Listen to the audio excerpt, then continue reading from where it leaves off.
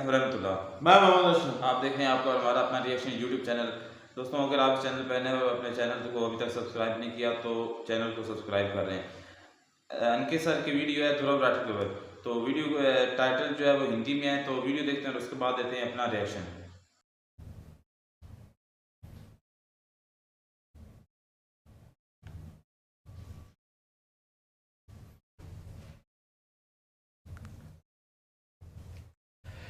नमस्कार साथियों, स्वागत है आप सभी का अंकित इंस्पायर्स इंडिया पर। मैं हूं अंकित अवस्थी। आप हैं मेरे साथ में एक जबरदस्त डिबेट में। पहले ही डिबेट से कुछ चीजें डिस्क्लेमर में डाल दी जाती हैं। डिस्क्लेमर यह है कि आज यह वीडियो केवल और केवल इस बात के लिए है क्योंकि हाल ही में हमारी फ्रेटर्निटी के अंदर लीजेंडरी व्यक्ति ध्रुव राठी जी के द्वारा एक वीडियो बनाया गया था जिसमें उन्होंने भारत में डिक्टेटरशिप है या आ रही है इस बारे में चर्चाएं की थी। तो हमारे कई और लिसनर्स ने हमें बहुत सारे मैसेजेस करके ये जानकारी जानना चाहा कि सर ये वन साइडेड नॉलेज हमारे पास आ गया है, क्या ये नॉलेज सही है या इसमें कोई और तर्क भी है।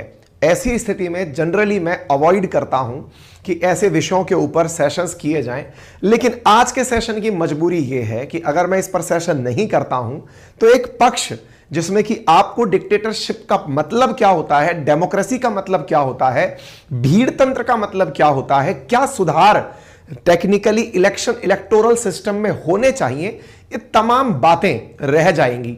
इसलिए मौके की नजाकत को समझते हुए आज के सेशन को किया जा रहा है। ये डिस्क्लेमर है।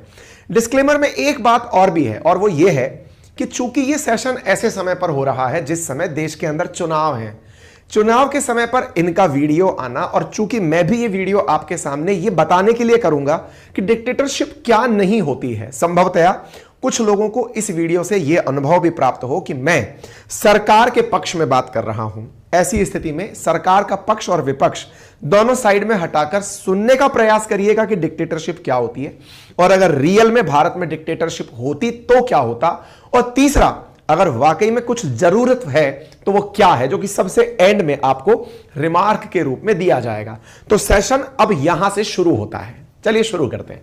बात की जाए डेमोक्रेसी वर्सेस डिक्टेटरशिप की, तो ऐसी स्थिति में ध्रुव राठी का वीडियो इन दिनों सोशल मीडिया पर ट्रेंडिंग रहा है, और ऐसी स्थिति में हमारे पास में हमारे कई लिसनर्स ने ट्विटर पर, सोशल मीडिया पर कई बार कमेंट करके पूछा है कि सर इस विषय पर कुछ बोलिए, डेमोक्रेसी वर्सेस डिक्टेटरशिप पर कुछ बोलिए, क्योंकि ध्रुव राठी ने किम जोंग उन को और चाइना को बड़ा चढ़ा करके बताया है कि कुछ वैसा होने जा रहा है। एनीवे, उन्होंने अपना व्यू पॉइंट रखा, हम अपना व्यू पॉइंट रख देते हैं। आप लिसनर पढ़े लिखे लोग हैं, जो समझ में आए उतना ले लीजिएगा। लेकिन जब डिक्टेटर्स की बात होती है तो हमें रेडिट का एक बहुत ही अच्छा डेटा निकलता है जिसमें दिखता है कि डिक्टेटर्स की काउंटिंग ऐसे होती है कि उन्होंने कितने मिलियन लोगों को मारा। इसमें जिन लोगों के नाम सबसे ज्यादा चर्चित हैं उनमें हिटलर का नाम आता है जो 17 मिलियन लोग मार चुका है। ऐसे ही जोसेफ स्टालिन का आता है जो 23 मिलियन लोग मार चुका है। माओ जेडोंग का आता है 78 मिलियन लोगों का आता है। तो डिक्टेटर्स की जो परिभाषा आती है उन परिभाषाओं में किम जोंग उन जैसे बाबाओं का भी नाम आता है, लेकिन यहां पर हत्याओं से काउंट किया जाता है कि कौन कितना बड़ा डिक्टेटर है। बट एनीवे, यहां पर हम इन नंबर्स का सबसे एंड में चर्चा करेंगे, चूंकि उस पूरे सेशन में, अच्छा इस सेशन के लिए आप में से बहुत सारे लोग वो सेशन पहले देख चुके होंगे, नहीं देखा है तो मैं क्रॉस रेफरेंस बार बार लेता चलूंगा कि उस वीडियो में नॉर्थ कोरिया और चीन जैसा होने के बारे में कहा गया है। निश्चित ही अगर ऐसा है तो चीन के अंदर जिस प्रकार से सरकार के विरोध में बोलने वाले खुद के नेता गायब हो जाते हैं, ऐसा संभवतः भारत में हो रहा होता। सरकार के विरोध में बोलने वाले जैकमा जैसे अलीबाबा के मालिक लोग गायब हो जाते हैं, संभवतः ऐसा भारत में हो रहा होता।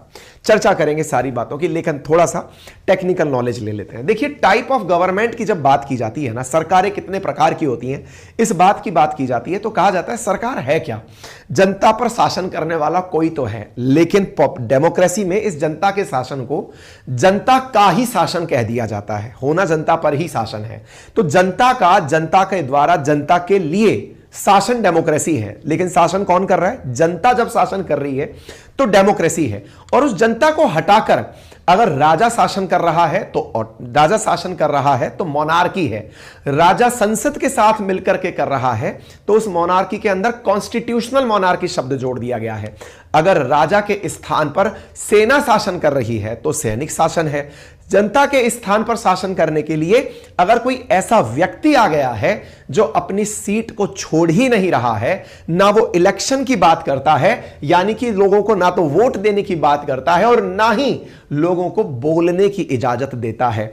ये वो दो पॉइंट हैं जो डिक्टेटरशिप की सबसे बड़ी पहचान बनते हैं। पूरे सेशन में इन दो चीजों को बहुत ज्यादा फोकस करके चलिएगा। नंबर पहला, लोगों को वोट देने की ताकत, और नंबर दूसरा, लोगों की अभिव्यक्ति की आजादी। मैं केवल इस सेशन की शुरुआत में एक लाइन बोल करके इस विषय को और आगे बढ़ाऊंगा। जब लोग डिक्टेटरशिप की चर्चा कर रहे थे, मेरी टीम ने मुझसे पूछा कि सर आप इस विषय पर वीडियो क्यों नहीं बना रहे हैं। मैंने कहा यार ये केवल एक ठीक है व्यू रखने का तरीका हो सकता है किसी व्यक्ति का। बोले नहीं, लोग बड़ा डिमांड कर रहे हैं कि डिक्टेटरशिप है क्या। मैंने केवल एक पॉइंट अपनी टीम को रेज किया था जो मेरे अंतर मन का भाव था कि अगर सही मायने में देश के अंदर डिक्टेटरशिप रही होती ना, तो हमारे देश में सोशल मीडिया पर ये जो डिक्टेटरशिप वाला वीडियो है ना, ये आया ही नहीं होता। मेरे प्यारे साथियों, चीन के अंदर यूट्यूब नहीं चलता है, फेसबुक नहीं चलता है, व्हाट्सएप नहीं चलता है। नॉर्थ कोरिया में तो बाहर की कोई सूचना एंटर नहीं कर सकती है, बाहर की फिल्में तक अंदर एंट्री नहीं करती हैं। अगर सही मायने में इंडिया में डिक्टेटरशिप रही होती तो भारत में सरकार के विरोध में बोलने वाले चाहे पत्रकार हो चाहे यूट्यूबर्स हो, उनकी मास फॉलोइंग नहीं होती। हमारे देश के अंदर अगर सही मायने में डिक्टेटरशिप होती ना, तो ये सबसे पहले फ्रीडम ऑफ स्पीच कर्टेल होती, बोलने की आजादी रुकती। हां, कुछ लोग बाल कलाकार हैं जो ये कह देते हैं कि ध्रुव भाई ने तो विदेश में बैठ करके, जर्मनी से बैठकर वीडियो बनाया है, सरकार इसलिए कुछ नहीं बिगाड़ पाई है। मैं आपका त्रुटि सुधार कर देता हूं, उन्होंने चाहे कहीं से भी बैठकर वीडियो बनाई हो, अगर देश की टेरिटरी के अंदर यूट्यूब भी वीडियो चला रहा है, सरकार चाहे तो उसे रोक सकती थी। अर्थात जिस प्रकार से निर्भया गैंग रेप के ऊपर एक डॉक्यूमेंट्री बीबीसी ने बनाई थी, सरकार ने मना कर दिया था कि नहीं, इससे हमारी देश की इमेज खराब होती है, इसे नहीं प्रसारित करिएगा। सरकार चाहती तो उस वीडियो को रोक सकती थी। आज चाहे अभिसार शर्मा हो, चाहे पुण्य प्रसून वाजपेयी हो, चाहे रवीश कुमार हो, सरकार को पानी पी पी कर सवाल करते हैं और जहां जहां मन में आता है वहां वहां कोसते हैं। अच्छी बात है। आजकल तो पत्रकारों को देखकर यह फीलिंग आने लगी है कि पत्रकार दो प्रकार के हो गए हैं। एक वो पत्रकार जो सरकार की तारीफ में लगे हैं, एक वो पत्रकार जो सरकार को कोसने में लगे हैं, यानी सत्ता पक्ष के पत्रकार और विपक्ष के पत्रकार। अब तो याद आने लगी है DD1 के टाइम की, जिस समय एक पत्रकार आया करता था, दोनों बातें सुनाया करता था, सरकार की ये योजना है, विपक्ष ने ये आंदोलन किया है। आजकल वो पत्रकारिता कहीं गायब हो गई है, लेकिन जनता को अपने विरोध को दर्शाने के लिए कहीं ना कहीं कोई स्थान चाहिए होता है। सोशल मीडिया सबसे सस्ता स्थान है। कोई भी पत्रकार माइक, कैमरा, टीवी एक्शन करके शुरू हो जाता है। न्यूज चैनल बनाने में करोड़ों रुपया खर्च होता है। सोशल मीडिया भरपूर तरीके से चल रहा है और अगर सरकार चाहती तो ये सारी चीजें करटेल हो जाती। ये बात तय मानिएगा। आज आपको सरकार के विरोध में जो भी बातें पता चलती हैं, वो पता तो सोशल मीडिया से ही चलती हैं। और वो जब सब सर्वाइव कर रहे हैं, चाहे कोई राजनेता हो, हम किसी राजनेता का डेडिकेटेडली नाम नहीं लेंगे, लेकिन आप कौन सा राजनेता उठाइए, चाहे अपोजिशन में उठाइए, चाहे पोजीशन में उठाइए, चाहे धर्म के आधार पर उठाइए, चाहे क्षेत्र के आधार पर उठाइए, कौन व्यक्ति है जो सरकार के बारे में खुलकर नहीं बोल पा रहा है? सब तो बोल रहे हैं तो ये फ्रीडम ऑफ स्पीच कहां कर्टेल होती है। खैर चलिए, कोई नहीं, हम वापस लौटते हैं अपने मुद्दे पर। हमने सत्ता के प्रकार बताने का प्रयास किया। राजा रानी की सत्ता मोनार्की है। कॉन्स्टिट्यूशन का साथ जुड़ जाए तो कॉन्स्टिट्यूशनल मोनार्की है। जनता का जनता के द्वारा जनता के लिए शासन होता है, डेमोक्रेसी है। डिक्टेटरशिप में जो व्यक्ति है वो लगातार बना रहता है। ऐसी स्थिति में चाहे बेलारूस के ये लुकाशेंको हो, चाहे फिर फिलहाल के लिए किम जोंग उन हो, ये सब वो क्षेत्र के अंदर लोग हैं जो अपनी सत्ता को जाने नहीं देते हैं। खैर कोई बात नहीं, अब हम इनको बकायदा आपको पॉइंट वाइज बताते चलेंगे और प्रयास करेंगे कि आपको ये समझा पाएं किन किन आधारों पर आपके दिमाग में ये बैठे कि हमारे देश में डिक्टेटरशिप नहीं है। हां, एक चीज है, और वो क्या है? मेजोरिटेरियन सरकार है, बहुमत की सरकार है। और चूंकि बहुमत की सरकार एक धर्म विशेष के साथ है, हिंदू धर्म की मान्यताओं को प्रचारित करती है, हिंदू धर्म के संरक्षण की बातें करती है, प्रचार प्रसार की बात करती है, ऐसी स्थिति में 80% भारत की जनसंख्या जो कि बहुसंख्यक है, उनके हिसाब से वो फेवरेटिज्म की सरकार प्रतीत होती है। ऐसी सरकार के विपक्ष में बैठे लोग जिन्हें यह लगता है कि बाकी लोगों के हित में बात नहीं है, आज उनको भी जवाब दिया जाएगा। क्योंकि सरकार की एक भी योजना ऐसी नहीं होती, चाहे उज्ज्वला योजना हो, चाहे स्वच्छता अभियान हो, चाहे सोलर पैनल की योजना हो, चाहे किसानों को राहत देने की योजना हो, जो ये कहकर आए कि ये हिंदुओं को मिलेगी, मुसलमानों को नहीं मिलेगी, ये ईसाइयों को मिलेगी, ये सिखों को नहीं मिलेगी। ऐसा नहीं होता है। हमारे देश में सारी योजनाएं सभी धर्मों के लिए एक साथ आती हैं। लेकिन सरकार जब अपने मैनिफेस्टो में राम मंदिर जैसा विषय लेकर आती है तो फिर कुछ लोगों को यह कहने का स्थान मिलता है कि सरकार बहुसंख्यकों को ध्यान में रखकर बात कर रही है। जी नहीं, अगर इस बात को रिवर्स पूछ लिया जाए और यह कहा जाए क्या क्या बहुसंख्यक होना गुनाह है, क्या देश के अंदर हिंदू होना गुनाह है, क्या यह होना गुनाह है कि 80% इस देश की आबादी होते हुए भी उनकी जो मान्यताएं हैं, जो पैदा होते ही राम नाम के साथ चर्चाएं शुरू होती हैं, राम नाम सत्य पर खत्म होती हैं और उन्हीं राम को अपनी जगह नहीं पता है। आप सोचिए, काशी विश्वनाथ जैसे स्थान को 350 साल की लंबी बैटल झेलनी पड़ती है। प्रमाण है कि कितनी बार न जाने वहां पर भगवान शिव के मंदिर को तोड़ा गया है। उसके बाद भी हम भगवान शिव के लिए लोकल कोर्ट में जाकर के आस्था की बात करते हैं। विचार कीजिए कि ज्ञानव्यापी टेंपल, ज्ञानव्यापी जो मॉस्क का मुद्दा है वो अभी भी इस विषय पर अटका हुआ है कि ये टेंपल है कि मॉस्क है। आप विचार कीजिए। साथ ही साथ चाहे फिर वो कृष्णा की भगवान की मूर्ति, बहुत सारी बातें हैं, चाहे मथुरा का मामला हो, ये तमाम बातें। अगर डेमोक्रेसी वर्सेस डिक्टेटरशिप की बात की जाए, अगर सरकार वाकई में डिक्टेटरशिप पर आ जाए, अगर सरकार वाकई में 80% को ध्यान में रखकर काम करने लग जाए तो सुप्रीम कोर्ट का अस्तित्व खत्म हो जाएगा। सुप्रीम कोर्ट के फैसलों के लिए 75 साल इंतजार नहीं करना पड़ेगा। लोगों को बरगलाना बहुत आसान है, यह कहना बहुत आसान है, देखिए डिक्टेटरशिप है इसलिए ऐसा हो रहा है। विचार कीजिए कि जिस राम मंदिर की आज हम चर्चा करते हैं, धर्म के नाम पर हम बात करते हैं, उस राम मंदिर को बनाने के लिए ना जाने कितना संघर्ष कोर्ट के अंदर हुआ है। भगवान को खुद अपना एविडेंस देने के लिए रामलला खुद अपना केस लड़े हैं, वो जाकर अपनी बातें बोले हैं। मतलब वकील ने उनको इस तरह से पेट्रॉन प्रेजेंट किया है कि सर मैं इनके बिहाफ पर बात बोल रहा हूं, जब भगवान खुद कोर्ट की शरण में हो। गुरु, मतलब वो देश को आप कहते हैं कि डेमोक्रेसी नहीं है, डिक्टेटरशिप आ गई है। डिक्टेटरशिप होती तो ना जाने कब का हमारे देश के अंदर बहुत सारे धार्मिक स्थलों का अब तक मामला सुलट चुका होता। हमारे देश के अंदर ये स्थितियां नहीं होती। काशी विश्वनाथ के कॉरिडोर के अंदर घुसा हुआ ये मॉस्क नहीं होता। हमारे देश के अंदर ये स्थितियां नहीं होती कि 350 साल से काशी विश्वनाथ का डिस्प्यूट आज भी चल रहा होता। हमारे इतने सारे प्रमाण जो ये दर्शाते हैं कि मंदिर के अंदर, मतलब मॉस्क के अंदर मंदिर के प्रमाण हैं, वो होने के बावजूद ये मामला कोर्ट में नहीं चल रहा होता। डिक्टेटरशिप में सीधा फैसला होता है, ये होना है, हो गया है, कोर्ट का महत्व खत्म हो चुका होता। सुप्रीम कोर्ट जब बिठा करके, अभी चंडीगढ़ के मेयर वाले मामले में जब मामला बदलकर मेयर बिठा देती है, सुप्रीम कोर्ट ना जाने अभी इलेक्टोरल बॉन्ड जैसे विषय पर आकर के खत्म कर देती है कि नहीं ये गलत है।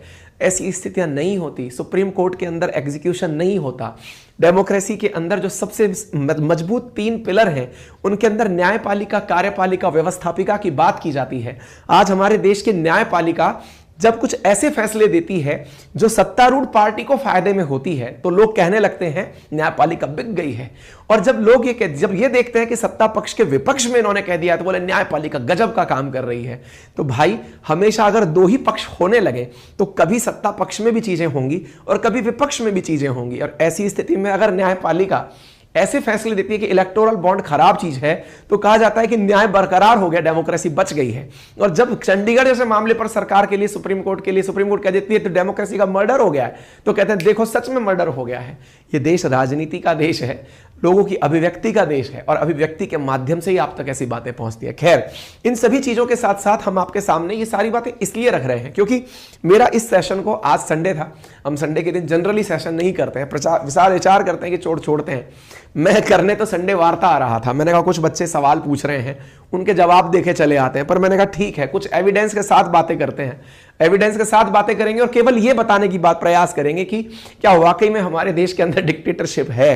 तो आपको ना ये सारी जो न्यूज देखने को मिलती है कि मथुरा का शाही ईदगाह मॉस्क हो, जिसको लेकर के ये कहा जाता है मंदिर के बगल में मॉस्क है, लोग विचार करना चाहते हैं क्या चल रहा है भाई। अच्छा, एक सवाल फिर और उठता है सर, आजकल देखने को यह मिल रहा है कि कोई भी राजनीतिक पार्टी का आदमी निकल करके सरकार में घुस जा रहा है, बीजेपी के साथ सरकार बनाने के लिए घुस जा रहा है। राजनीतिक पार्टियों में जिनके ऊपर आरोप लगे हैं जांच एजेंसीज के, वो पलट करके इनकी पार्टी में आके मिल जा रहे हैं। अगर हम इसके अंदर बहुत गहराई तक घुसेंगे ना, तो ये इतिहास पूरा रंगा हुआ है। रंगा हुआ ऐसा है कि आया राम गया राम जो शब्द है ना, वो नेताओं के पार्टी बदलने के लिए ही बना था। एंटी डिफेक्शन लॉ आज का नहीं आया हुआ है, 52nd कॉन्स्टिट्यूशनल अमेंडमेंट 1885 में आया कॉन्स्टिट्यूशनल अमेंडमेंट है, जो इसलिए बना था कि राजनेता एक पार्टी छोड़ के दूसरी पार्टी में जाते, सरकारें गिर जाती हैं। अटल जी की तो सरकार केवल एक वोट के चलते गिर गई थी। कहने का मतलब यह है कि हमारे देश के अंदर राजनेताओं का पार्टी बदलना, आप जैसे मेरे जैसे जो लोग हाल ही में राजनीति में इंटरेस्ट लेने लगे हैं, उनके लिए अचानक बड़ा मतलब चिंता का विषय हो सकता है कि यह क्या हो रहा है हमारे राजनेताओं ने। इसीलिए मैंने आपसे कहा सेशन के अंत में हम चर्चा करेंगे कि होना क्या चाहिए। राजनीतिक पार्टियों को अपने लिए खुद के कोड ऑफ कंडक्ट बनाने होंगे कि हमारे लोग नहीं पार्टी बदलें, ऐसा कोई नियम बनाना होगा। मुद्दा यह नहीं है। हो क्या रहा है कि राजनीतिक पार्टियों के नाम पर कहा जाता है कि देखिए, राजनीतिक पार्टी के नाम पर केंद्र में जो सत्तारूढ़ पार्टी है उसी के पक्ष में सब लोग हो रहे हैं।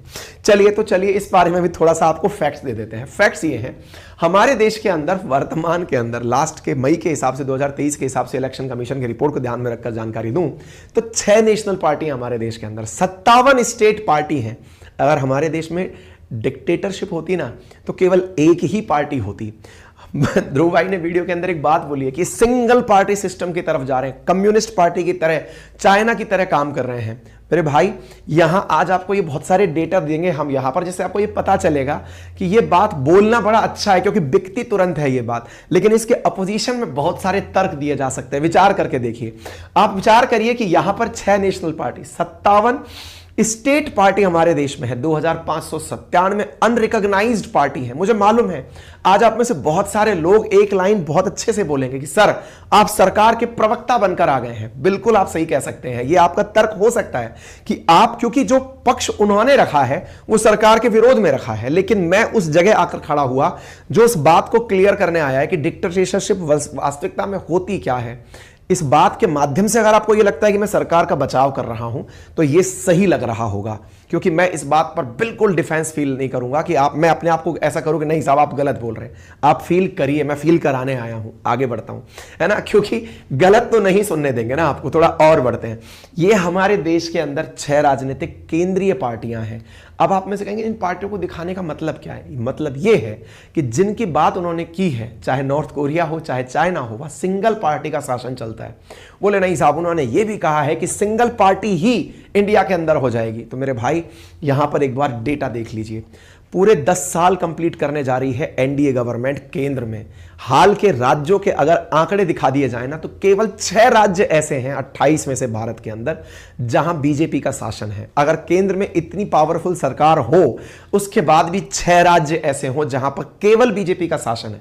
वहीं पर कोएलिशन की अगर बात की जाए तो भारत के अंदर बीजेपी ने यूपी, महाराष्ट्र जैसे राज्यों तक में कोएलिशन किया हुआ है। केवल 12 राज्य ऐसे हैं जहां पर बीजेपी के सहयोग के साथ सरकार बनी है, यानी कि 50% के आसपास भारत के स्थान ऐसे हैं जहां पर मेजॉरिटी के अंदर, स्टेट के अंदर बीजेपी की सरकार है। ये राज्यों के आंकड़े हैं, कौन सी पार्टी कहां सरकार बनाई हुई है। बीजेपी के साथ 12 राज्यों में ही सरकार बनी हुई है भाई। तो बाकी राज्यों में क्या चल रहा है? अगर डिक्टेटरशिप होती तो ये सारे के सारे राज्य और यूटीज में केवल एक ही पार्टी की सरकार होती। अगर ये जो कहा जा रहा है ना कि ऐसा हो जाएगा, ऐसा 10 साल में तो नहीं हुआ। जब केंद्र में आप बैठे हुए थे तब से लेकर एक भी राजनीतिक पार्टी नहीं बदल करके चुनाव के अंदर स्थितियां, हर व्यक्ति को अपनी बातें रखने की आजादी है। आप आजादी इस हद तक देखिए कि अगर हमारे देश में वाकई में डिक्टेटरशिप होती, 80% की बात कही जाती, बहुसंख्यकों को ध्यान में रखकर कोई राजनीतिक पार्टी शासन कर रही होती, तो ये स्टेलिन कुमार इस प्रकार की बातें नहीं कर रहे होते कि सनातन देश के अंदर एक मलेरिया है, एक डेंगू है। आप विचार कीजिए, तमिलनाडु के सीएम के सुपुत्र हैं ये, दुनिया भर के देश धर्म के नाम पर इतना ऑफेंसिव फील करते हैं। आपको याद होगा नुपुर शर्मा का एक मामला जिसमें उन्होंने पैगंबर साहब के ऊपर एक विवादित टिप्पणी कर दी थी। कतर ऑफेंडेड फील कर गया था कि ये आपने कैसे बोल दिया। बीजेपी ने उन्हें प्रवक्ता के पद से हटाया था। विचार कीजिए, डिक्टेटरशिप होती तो ऑफेंसिव फील नहीं करते। आप विचार कीजिए, डिक्टेटरशिप होती तो ये व्यक्ति आज सत्ता में नहीं होते, लोग विरोध में खड़े हो जाते। आप कितना टॉलरेट होकर के चीजें सुन रहे हैं, आप इस प्रकार की बातों को एक्सेप्ट कर ले रहे हैं कि ठीक है, ये इनके भी विचार हो सकते हैं। तमिलनाडु के सीएम के पुत्र इस तरह की बातें बोल रहे हैं। एक मंत्री खड़े होकर बोल दे रहे हैं कि बीजेपी केवल गौमूत्र स्टेट में जीतती है। डिक्टेटरशिप होती तो ऐसी बात के ऊपर ना जाने क्या कुछ हो चुका होता। डिक्टेटरशिप को कहना, फैसिनेट करना बड़ा अच्छा लगता है, क्योंकि हमने किताबों के अंदर हिटलर को इतना ज्यादा चढ़ा पढ़ा के कर दिया ना। हिटलर मतलब तानाशाही, डिक्टेटरशिप मतलब कोई बहुत ही खूंखार तरीके से शासन होता होगा। चूंकि हमने हिटलर का शासन देखा नहीं है, किताबों में पढ़ा है, लगता है यही वही हो रहा होगा।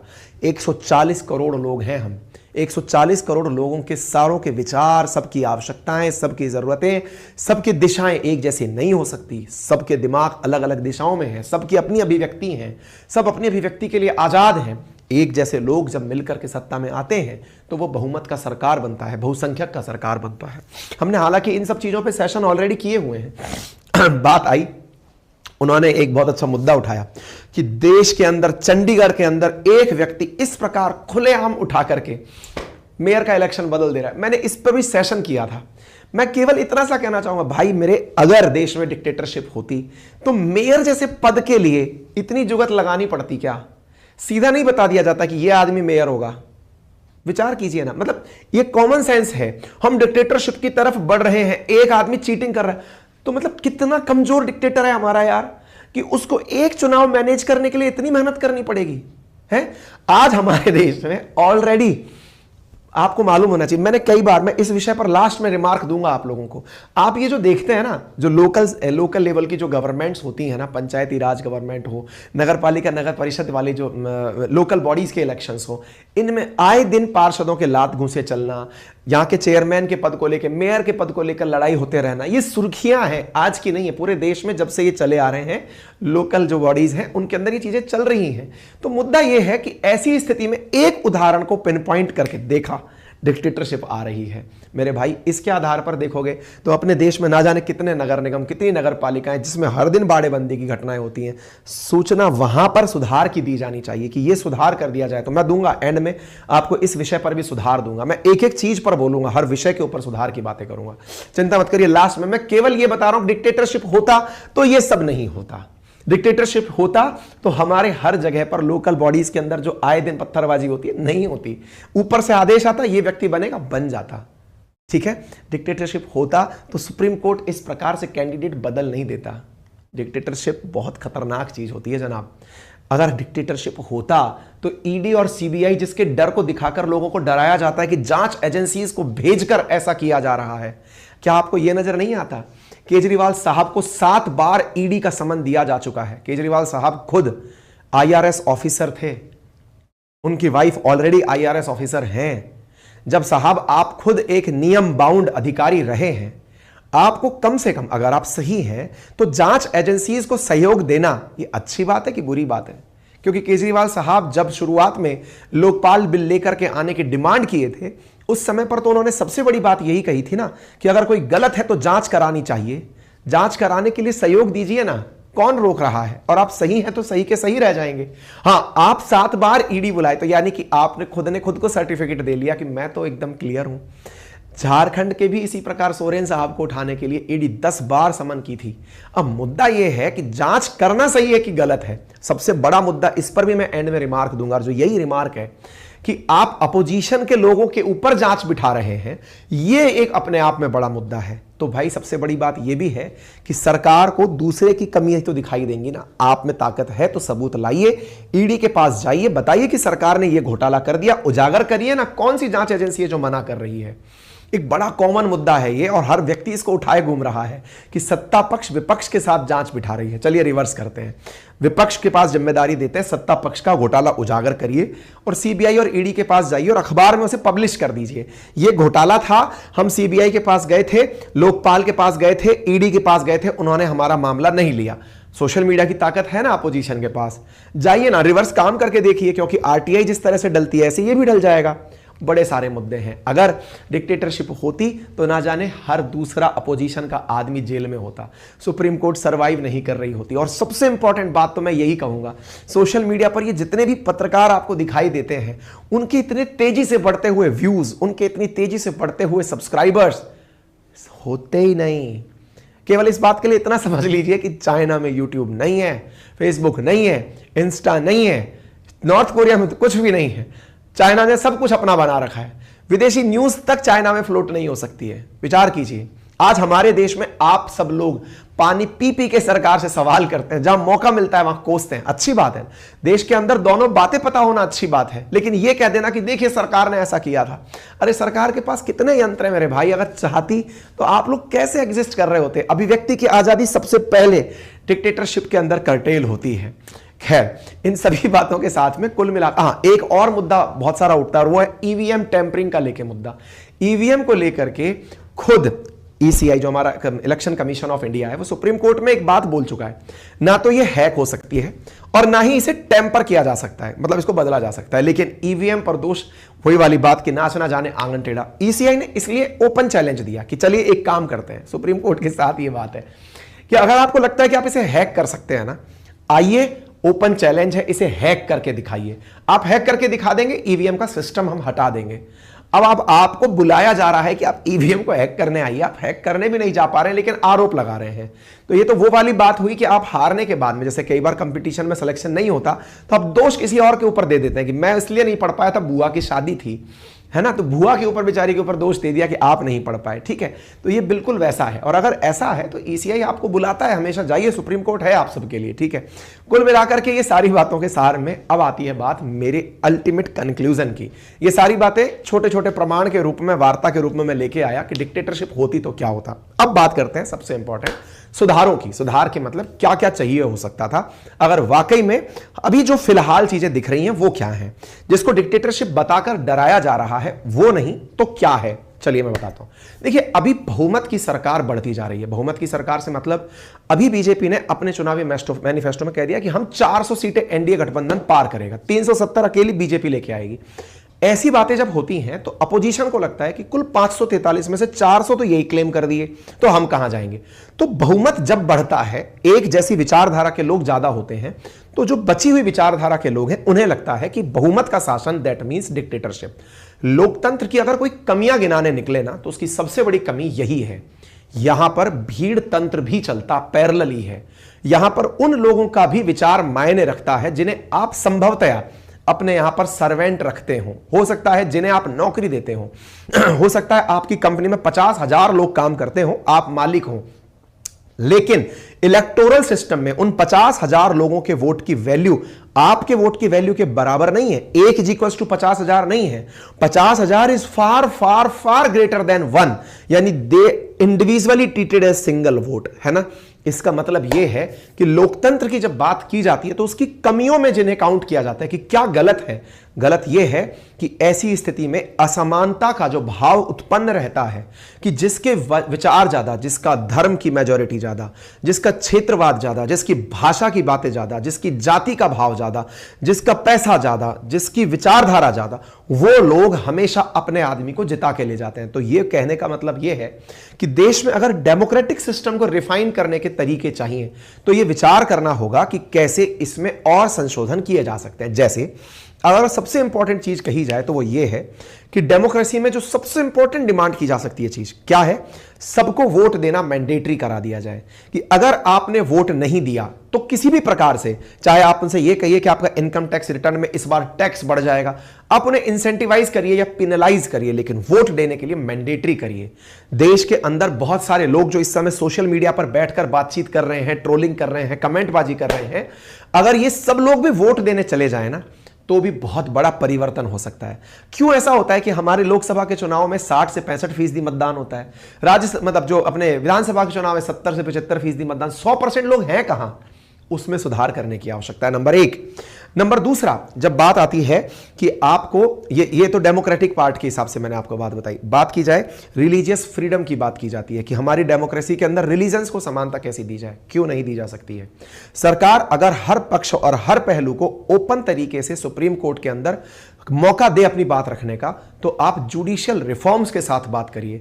जुडिशियल रिफॉर्म्स का मतलब है कि केस अगर कोर्ट में गया हुआ है तो उसकी सुनवाई का एक नियत समय होना चाहिए। 70-70 साल तक क्यों कोई मामला चलता है? आवश्यकता है न्यायपालिका के अंदर कार्य में देरी ना हो। न्यायपालिका में सुधार लाइए, लोकतांत्रिक तरीकों में सुधार लेकर आइए, इस तरह की सरकार लाइए जिसकी वजह से लोगों को अपनी मांगे पूरी होती हुई दिखें। अकाउंटेबल गवर्नमेंट लाइए। सरकारें जो अपने मैनिफेस्टो में वादे करें, उन वादों को अगर पूरा नहीं कर पा रही हैं तो फिर उनके आधार पर ओपन डिबेट जैसे अमेरिका में चलती है वैसे करिए। नंबर तीसरा, यूनाइटेड किंगडम के अंदर जो प्रक्रिया अपनाई जाती है डेमोक्रेसी की, उस प्रक्रिया को अपनाइए। क्या? शैडो गवर्नमेंट बनाइए। शैडो गवर्नमेंट क्या होती है? अगर आज हमारे केंद्र में एक पार्टी की सरकार है तो अपोजिशन पैरेलली वैसी की वैसी सरकार कैबिनेट में बनाए, संसद में बनाए। यूके में क्या होता है, हमने वेस्टमिनिस्टर मॉडल अपना तो लिया लेकिन उनकी बातें नहीं अपनाते। क्या? वहां पर अकाउंटेबिलिटी तय है। अगर कोई भी घटना होती है तो मंत्री को जिम्मेदार ठहराया जाता है। आप सोचिए कितनी बार वहां पर पीएम बदल गए। ऋषि सुनक प्रधानमंत्री कैसे बने ही ऐसे, क्योंकि उनको अकाउंटेबल तरीके से तय किया गया था। ऐसे ही अगर कोई भी व्यक्ति जिम्मेदार तय कर दिया गया है कि यह व्यक्ति इसके राज में ऐसा हुआ तो उसे पद से हटना होगा। ऐसा होता है यूके के अंदर, हमारे देश में भी बनाइए कि अगर रेल दुर्घटना होती है तो मंत्री महोदय को हटना पड़ेगा। पेपर चोरी होता है, सीएम को हटना पड़ेगा। अगर हमारे देश के अंदर कहीं चोरी होती है तो वित्त मंत्री को हटना पड़ेगा। इस प्रकार से अकाउंटेबल गवर्नमेंट बनाइए। और शैडो गवर्नमेंट क्या है? आप अपोजिशन के नाम पर केवल संसद छोड़ के भागिए नहीं। आप कहिए कि वित्त मंत्री महोदय, आपने ये जो बजट प्रस्तुत किया है, अगर मैं होता वित्त मंत्री तो मैं इस तरह का बजट बनाता जिसमें इस योजना के लिए इतना होता। अपोजिशन अपने मंच का, सोशल मीडिया का, जनता के सामने जाने का पूरी तरह से उपयोग करते। मेरे प्यारे साथियों, हमारे देश ने गांधी जी के समय तब आजादी पाई थी जब सब तरह से हमारी अभिव्यक्ति को रोका हुआ था। प्रेस की स्वतंत्रता नहीं थी, सोशल मीडिया नहीं था, हमारे पास कोई तरीका नहीं था अभिव्यक्ति का। तब भी एक डंडी लेकर चले हुए व्यक्ति ने अंग्रेजों को यहां से खदेड़ दिया था। अगर वास्तविकता में हमारे राजनेता राजनीतिक शक्ति से परिपूर्ण हो तो पद यात्राएं करें, पूरे देश के अंदर जनता से जुड़े, जनता की मांगों को उठाएं। कहां आवश्यकता है सोशल मीडिया की? हमारे देश की जनता बैठकर नुक्कड़ चौराहों पर सुनती है नेताओं को। इतनी बड़ी आबादी है हमारे देश की। गांधी जी ने अंग्रेजों के काल में जब कुछ नहीं था तब जाके अंग्रेजों को भगा दिया था। राजनेताओं को आवश्यकता है कि वो थोड़ी खुद भी मेहनत करें, निकलें और जनता से जुड़े, जनता के मुद्दों की बात करें। केंद्रीय मुद्दे ही नहीं, क्षेत्रीय मुद्दे भी हों। और रही सबसे इंपॉर्टेंट बात, जो आए दिन आप देखते हैं ना कि राजनेताओं ने पार्टी बदल ली, उसका इलाज बताता हूं मैं। इलाज के रूप में सबसे इंपॉर्टेंट, जो अभी मेयर वाली बात हुई थी और राज्यसभा के अंदर क्रॉस वोटिंग हुई थी, मैंने दोनों ही जगह बात बताया था। एंटी डिफेक्शन लॉ के एम्बिट में पूरी तरह से परिवर्तन कर दिया जाए। 2/3 पार्टी के मेंबर अगर दूसरी पार्टी में मिलते हैं तो इसे वैलिड किया हुआ है, बदल दीजिए ना कानून, इसको 100% कर दीजिए। 100% पार्टी मर्जर करेगी तो मर्जर कहलाएगा। एक भी व्यक्ति गया तो उसे कैंसिल कर दिया जाएगा। लीजिए, कानूनी तो बनाना है। दूसरा, अभी आपके अंदर जो नगर पालिका, नगर निगम के अंदर देखने को स्थितियां मिलती हैं, बाड़ेबंदी मिलती है, हॉर्स ट्रेडिंग मिलती है, बदलिए ना इसको। कैसे बदल सकते हैं? एंटी डिफेक्शन लॉ में लोकल जो बॉडीज हैं, नगर पालिका, नगर निगम, पंचायती राज, ये कवर नहीं है, करिए ना कवर इनको। नंबर तीसरा सुनिए, अभी तीसरी जो राज्यसभा के अंदर क्रॉस वोटिंग की बात है, राज्यसभा के अंदर जो वोटिंग है उसको लाइए ना एंटी डिफेक्शन लॉ के अंदर, बच जाएंगी सारी चीजें। जो आवश्यकता है सख्त कानूनों की, सख्त नीति की, डेमोक्रेसी के सुधार की। अमेरिका से, ब्रिटेन से हमने बहुत सी अच्छी चीजें ली हैं, लेकिन राजनीतिक सुधार में, डेमोक्रेटिक सुधार में अभी ब्रिटेन से हमको बहुत कुछ लेना बाकी है। हमने जब बहुत सारी चीजें, 2/3 हमारा संविधान as it is cut copy paste है दुनिया भर का, हम उठा करके लगा के सीधा बना लिए हैं। तो उठाइए ना, परिवर्तन कीजिए, हमारी डेमोक्रेसी में बहुत सारे परिवर्तन कीजिए। तो आवश्यकता हमें सुधार की है, निराश होने की नहीं है। और जब तक बात हो भीड़ तंत्र की, बहुमत की, या फिर लोकतंत्र के नाम पर कहने की कि मेजोरिटेरियन की सरकार है, तो भाई देश के जो हमारे रिप्रेजेंटेटिव्स थे शुरुआत में संविधान सभा बनाने वाले, उन्होंने हमारे लिए यही चुना था। लेकिन हर बार यही रहेगा, आवश्यक नहीं है। आप जागृत युवा हैं, अपनी बातें रखें, मंच पर जाएं और अपनी बातों को बेहतर तरीके से रखें। निश्चित ही आप में से बहुत सारे लोगों को आज के सेशन से उनके अंदर का कॉन्फिडेंस हिला होगा कि यार ये आदमी ऐसी बातें क्यों बोलकर चला गया। संभवतया उनका ईगो मसाज नहीं हुआ होगा, हो सकता है उनको उनकी जैसी बातें नहीं मिली होंगी। ऐसी स्थिति में वो अपनी विचारधारा के साथ रह सकते हैं। लेकिन हाँ, मैं एक बात जरूर कहूं, वीडियो हो गई खत्म। तो ये अंकित सर की वीडियो थी जो कि ध्रुव राठी ने मोदी साहब को कहा था कि डिक्टेटरशिप, ये डिक्टेटर है। तो इस पे उन्होंने बताया है कि मुख्तलिफ कंट्री का हवाला दिया है, मुख्तलिफ जो कहने के कंट्रियों के जो PM है या जो मिनिस्टर उनका उन्होंने हवाला दिया है। रशिया का उन्होंने हवाला दिया है, उसके अलावा चाइना का उन्होंने दिया है, कोरिया का उन्होंने दिया है कि डिक्टेटरशिप अगर आपने देखनी है तो वो वहाँ पर है कि जो कोरिया है वहाँ पर जो किसी भी कंट्री की जो मूवी है वहाँ पर वोट भी अलाउ नहीं है दूसरी किसी कंट्री की, तो डिक्टेटरशिप इसे कहते हैं। और अगर बात की जाए चाइना की, तो चाइना में तो यूट्यूब भी नहीं चलता, फेसबुक भी नहीं चलती, ट्विटर भी नहीं चलता। उन्होंने काफ़ी कंट्रीज़ के नाम लिए हैं, उनके जो वज़ीर आज़म है, PM जो है, उनके बारे में बताया कि भाई वो सालों से हुकूमत कर रहे हैं। नॉर्थ कोरिया है, चाइना है और बहुत से दूसरे भी कंट्री हैं, इनमें डिक्टेटरशिप है, जहाँ पे लोगों को कह रहे हैं कि नॉर्थ कोरिया की मिसाल उन्होंने दी, तो कहा है कि वहाँ पे कोई दूसरे मुल्क की कोई खबर जाती ही नहीं है। बिल्कुल, उधर सारा कुछ जो अपना उनका निज़ाम है, यहाँ तक कि सुना है कि भाई उनकी जो कटिंग है ना, वो भी उनके जो किम जोंग है उनके मुताबिक बनाई जाती है, पूरी कंट्री में कटिंग की जाती है, उससे हटकर कटिंग भी नहीं होती। ये डिक्टेटरशिप है। जैसे ये अंकित भाई, क्या नाम है इसका, अंकित अवस्थी बिल्कुल ठीक कह रहे हैं, डिक्टेटरशिप इंडिया में नहीं है।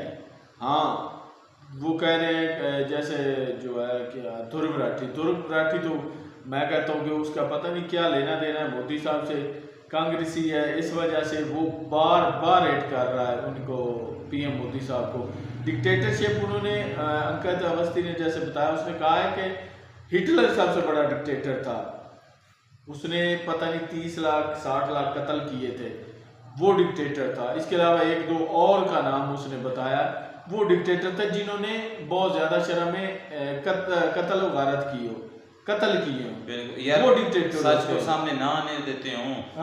और जो कोई बोले उसको जैसा यार पाकिस्तान में, अगर पाकिस्तान पर क्या था ये बात मानने वाली भी थी, यहाँ पर डिक्टेटरशिप है डिक्टेटरशिप। यहाँ पर हमारा क्या रोल है, आर्मी का सब कुछ रोल है, जो आर्मी कहती है वो हो रहा है, इसे डिक्टेटरशिप कहते हैं। इंडिया में वाकई मैं इस बात को नहीं मानता कि वहाँ पर डिक्टेटरशिप है, वहाँ पर तो इसका मतलब है कि ध्रुव राठी ने जो कहा है कि जो PM मोदी साहब है वो डिक्टेटर है और वो इंडिया में डिक्टेटरशिप है, तो वो तो कह रहे हैं कि डिक्टेटरशिप अगर होती तो ये आपको मंदिर के साथ मस्जिद ना मिलती और मस्जिद के साथ मंदिर ना मिलता। ये भी कहीं से बात ऑथेंटिक है, लेकिन इसकी अगर एग्जांपल देखें तो ये है, या देखें अगर ध्रुव राठी है, अगर इंडिया में वाकई डिक्टेटरशिप होती तो जो इसकी वीडियो है तो वो वहाँ पर क्यों पब्लिश होती है इंडिया में, उसको बैन कर देते हैं इंडिया में।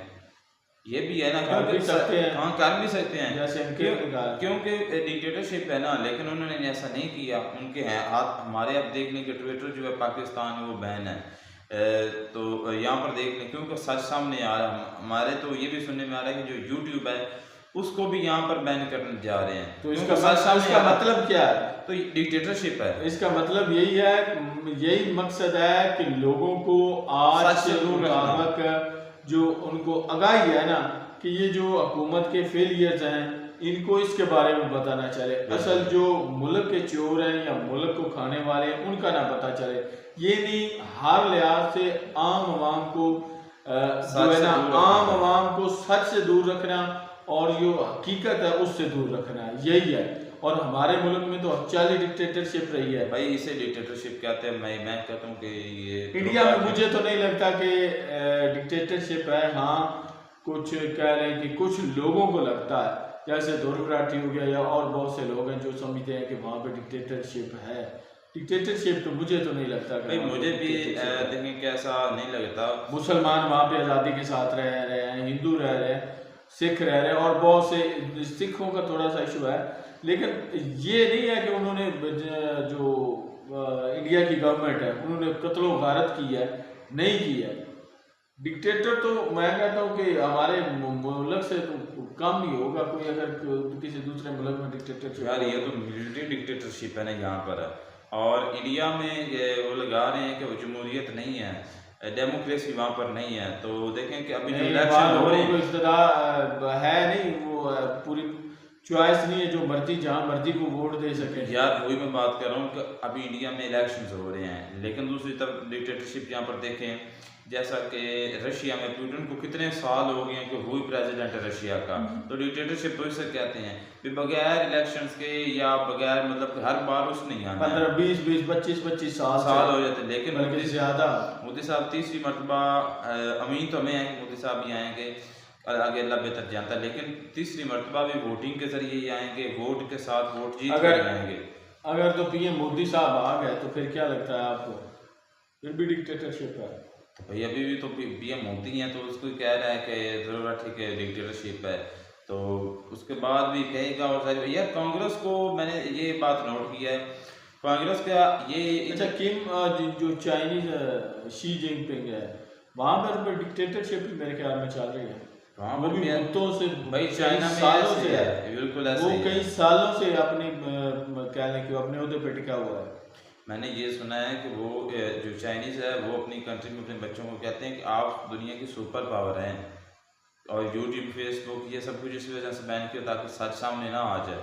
तो वो मैं गलत भी हो सकता हूँ। जिन कंट्रीज में ये सारा कुछ बैन किया हुआ है उस वहाँ पे डिक्टेटरशिप किया है बिल्कुल कि लोगों को हकीकत ना पता चले, सच ना पता चले। हकीकत से भाई दूर रखें जितना हो अगर सके। उनको सच का पता चलेगा तो वो हमसे पूछेंगे। बिल्कुल यही है जैसे हमारे मुल्क में हो रहा है। हमारे मुल्क के तो भाई हालात और बहुत ज़्यादा खराब है। और लेकिन मुझे लगता है कि भाई जो ध्रुव राठी है ना, वो ऐसे ही इल्ज़ाम लगा रहे हैं पीएम मोदी साहब पर डिक्टेटरशिप। मुझे तो नहीं लगता कहीं पे मोदी साहब ने इतनी ज़्यादा कत्ल वारत तो नहीं की हिटलर जैसे। हिटलर, हाँ हिटलर को मानते हैं कि वो डिक्टेटर था एक, तो मुझे तो उसने 60 लाख यहूदी कुत्तों को मारा था, 60 लाख। तो देख लें कि उसको आज नहीं कहते, ये इस वीडियो में अंकित ने कहा है, लेकिन अदरवाइज अगर फ़लस्तीन इजराइल का इशू आया तो उस पर इंडियन नहीं बोलते। हालांकि बोलना चाहिए कि वो भी उसने देखें कि 60 लाख यहूदियों को मारा था, इंसानियत को मारा था उसने। हालांकि मुस्लिम होते तो चीख फाड़ उठना था कि ये मुसलमान ने ऐसे कर दिया, ये कर दिया, लेकिन वो एक क्रिश्चियन था, उसने 60 लाख यहूदियों को मारा था, इस पर कोई भी नहीं बोला। हालांकि इस पर बोलना चाहिए था आपको भी। तो उम्मीद करते हैं आपको वीडियो पसंद आएगी। वीडियो पसंद आई तो वीडियो को लाइक शेयर करें और चैनल को सब्सक्राइब ज़रूर करें। मिलते हैं किसी नेक्स्ट वीडियो में, तब तक हमारे चैनल को सब्सक्राइब करें।